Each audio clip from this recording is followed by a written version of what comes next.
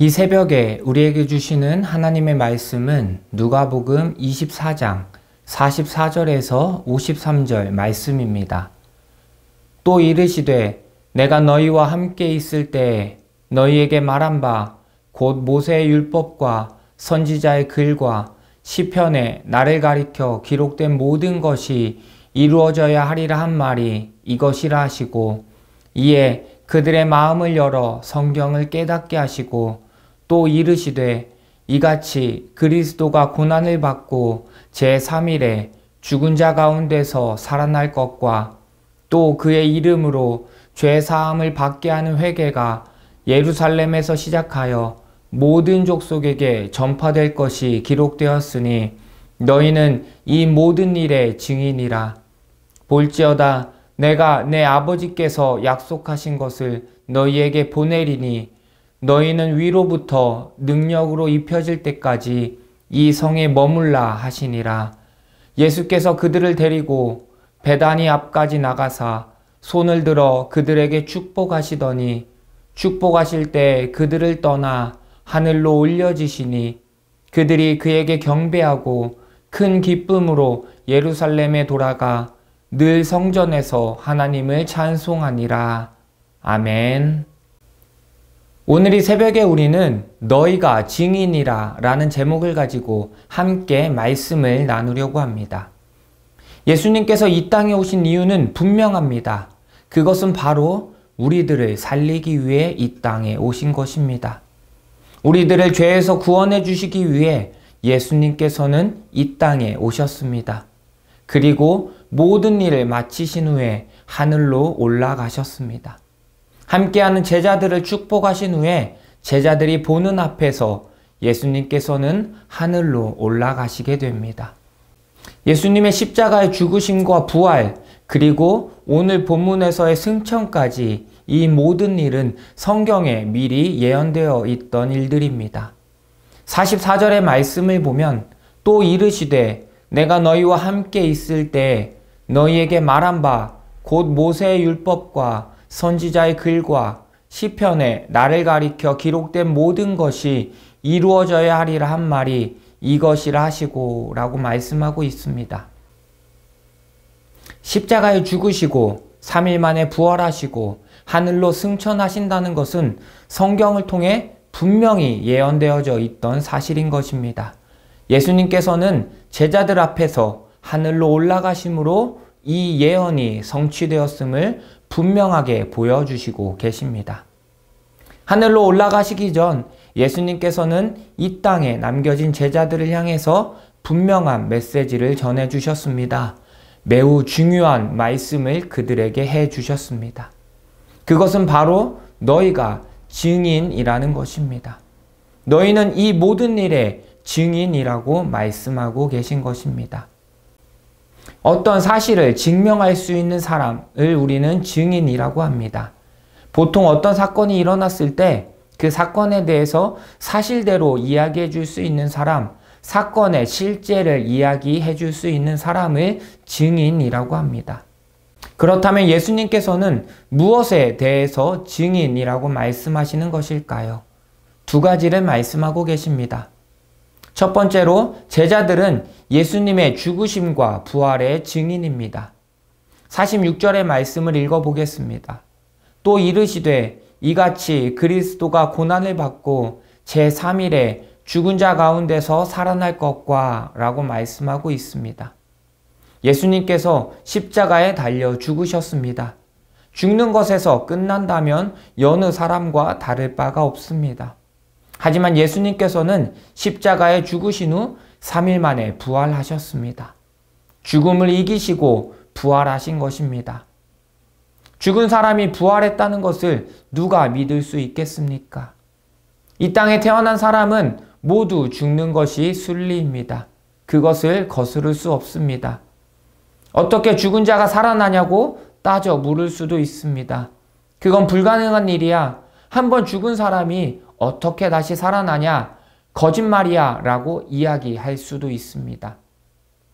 하지만 그것을 직접 경험한 사람은 부활이 사실이라고 이야기할 수 있습니다. 제자들은 예수님의 죽으심과 부활을 직접 눈으로 목격했습니다. 제자들은 예수님께서 십자가에 달려 죽으신 것을 직접 보았습니다. 그리고 죽으신 예수님께서 부활하신 것 또한 직접 눈으로 목격했습니다. 그렇게 자신들이 직접 예수님의 죽으심과 부활하심을 목격했기에 이들은 당당하게 이야기할 수 있습니다. 예수님께서 죽으시고 부활하셨다라고 이야기할 수 있는 것입니다. 거짓이라고 이야기하는 사람들에게 이것은 분명한 사실이야. 내가 봤어. 라고 당당하게 이야기할 수 있는 것입니다. 우리들 또한 이 땅 가운데 예수님의 죽으심과 부활의 증인으로 살아가야 합니다. 예수님께서 나를 위해 죽으시고 부활하셨다는 것을 믿으십니까? 그 사실이 믿어질 때 우리는 증인의 삶을 살아갈 수 있습니다. 이 땅에서 예수님을 전하는 온전한 증인의 삶을 살아갈 수 있게 되는 것입니다. 예수님의 죽으심과 부활하심을 온전히 믿고 전하는 증인의 삶을 살아가시길 소망합니다. 둘째로 제자들은 복음 전파의 증인입니다. 47절의 말씀을 함께 읽어보겠습니다. 또 그의 이름으로 죄 사함을 받게 하는 회개가 예루살렘에서 시작하여 모든 족속에게 전파될 것이 기록되었으니 라고 말씀하고 있습니다. 예수 그리스도께서 우리의 죄를 위해 십자가에 죽으시고 부활하셨습니다. 이것이 복음입니다. 그리고 우리가 이것을 믿을 때 우리는 구원을 받고 하나님의 자녀로 살아갈 수 있게 되는 것입니다. 죄에서 벗어나 영생의 삶을 살아갈 수 있게 되는 것입니다. 사람을 살리는 이 복음은 사람들에게 전파되어져 갈 것입니다. 사람들마다 이 복음을 듣고 하나님의 자녀로 살아가게 될 것입니다. 예루살렘에만 머무는 것이 아니라 예루살렘에서 시작해서 땅끝까지 이 복음이 전파되어져 나갈 것입니다. 사도행전 1장 8절의 말씀을 보면 오직 성령이 너희에게 임하시면 너희가 권능을 받고 예루살렘과 온 유대와 사마리아와 땅끝까지 이르러 내 증인이 되리라 하시니라 라고 말씀하고 있습니다. 예루살렘에서 시작해서 온 유대와 사마리아 그리고 땅끝까지 이르러 복음이 전파될 것입니다. 바로 제자들을 통해서 복음이 전파되어져 가는 것입니다. 그리고 그 복음을 듣고 수많은 사람들이 구원을 얻고 죄에서 자유함을 얻게 될 것입니다. 우리가 증인으로 살아갈 때 복음이 전파됨을 경험할 수 있습니다. 나를 통해 복음이 전파되며 사람들이 복음을 듣고 하나님께로 돌아오는 일들을 경험할 수 있습니다. 내가 바로 복음 전파의 증인의 삶을 살아갈 수 있게 되는 것입니다. 그렇게 예수님께서는 하늘로 승천하시기 전 제자들을 향해서 예수님의 죽으심과 부활의 증인 그리고 복음 전파의 증인으로서의 삶을 살라고 말씀해 주셨습니다. 또한 오늘 말씀을 통해서 예수님께서는 우리들을 향해서도 동일하게 증인으로서의 삶을 살라고 말씀하고 계십니다. 우리가 바로 예수 그리스도께서 나를 위해 죽으시고 부활하셨음을 선포하는 삶을 살아야 합니다. 그리고 그것을 믿을 때 우리가 자유함을 얻고 영생을 얻을 수 있음을 선포하는 증인의 삶을 살아가야 하는 것입니다. 사랑하는 성도 여러분, 우리는 이 땅에서 증인의 삶을 살아야 합니다. 내가 보고 들은 것을 하나도 빠짐없이 전하는 삶을 살아야 합니다. 내가 경험한 예수님의 십자가, 나를 살리는 그 십자가를 전해야 합니다. 나를 향한 하나님의 그 사랑, 그 은혜, 나를 살리는 복음을 전해야 하는 것입니다. 우리가 그 일의 증인으로 살아가기를 하나님께서는 원하시는 것입니다. 증인이 법정에서 거짓말을 이야기하면 위증죄로 처벌을 받습니다. 사실을 이야기해야 하는데 거짓을 이야기하면 그에 따라 벌을 받게 되는 것입니다. 우리가 증인으로 살아갈 때 우리는 무엇을 이야기해야 할까요? 내가 경험한 하나님을 전하고 예수님을 전해야 하는 것입니다.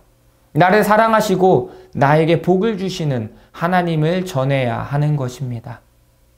우리가 증인된 삶을 살아갈 때 힘들다고 낙심하거나 염려할 필요가 없습니다. 그 삶이 쉽지 않다고 걱정할 필요가 없습니다. 힘들어하는 우리들을 향해서 예수님께서는 우리들을 도울 자를 보내주십니다. 바로 성령님이십니다.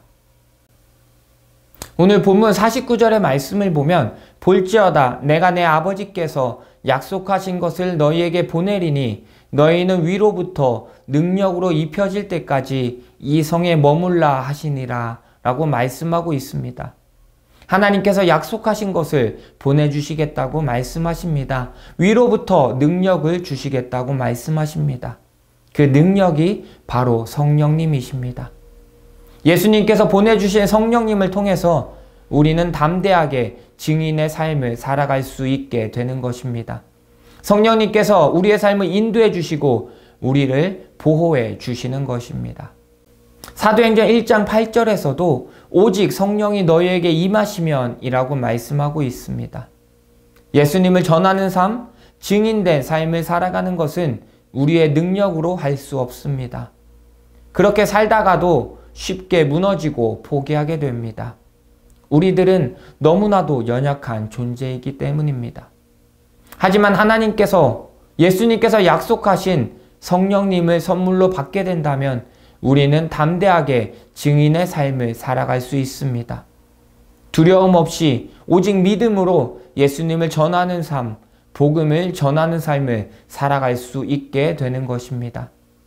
날마다 성령님의 인도하심을 구하며 살아가시기를 소망합니다. 나를 이끌어 주시고 나를 보호해 주시는 성령님의 인도하심을 구할 때 예수님께서는 우리들에게 성령님을 선물로 보내주실 것입니다. 성령님께서 나와 함께 하셔서 능력과 힘을 더해 줄 것입니다. 그렇게 성령님의 인도하심을 구하며 우리는 날마다 하나님을 경배하며 영광 돌리는 삶을 살아야 합니다. 날마다 하나님께 감사하는 삶을 살아야 하는 것입니다. 본문 52절에서 53절의 말씀을 보면 그들이 그에게 경배하고 큰 기쁨으로 예루살렘에 돌아가 늘 성전에서 하나님을 찬송하니라 라고 말씀하고 있습니다. 제자들은 성령이 임하기 전까지 예루살렘에 머물러 있으라는 예수님의 말씀을 기억하고 지켰습니다. 그들은 모두 함께 모여 예루살렘 성전에서 늘 하나님을 찬송했습니다. 늘 하나님을 예배하고 하나님께 영광 돌리는 삶을 살았습니다. 오늘 이 새벽에 나와 하나님을 찬양하고 예배드리는 성도님들의 삶 가운데 성령님의 임재가 가득하시길 소망합니다. 성령님께서 여러분과 저의 삶 가운데 함께 하실 것입니다. 그리고 우리들을 온전히 이끌어 주실 것입니다. 그리고 성령님의 인도하심을 따라 우리는 증인의 삶을 살아가야 합니다. 예수님께서 오시는 그날까지 우리는 예수님을 전하며 복음을 전하며 살아가야 합니다.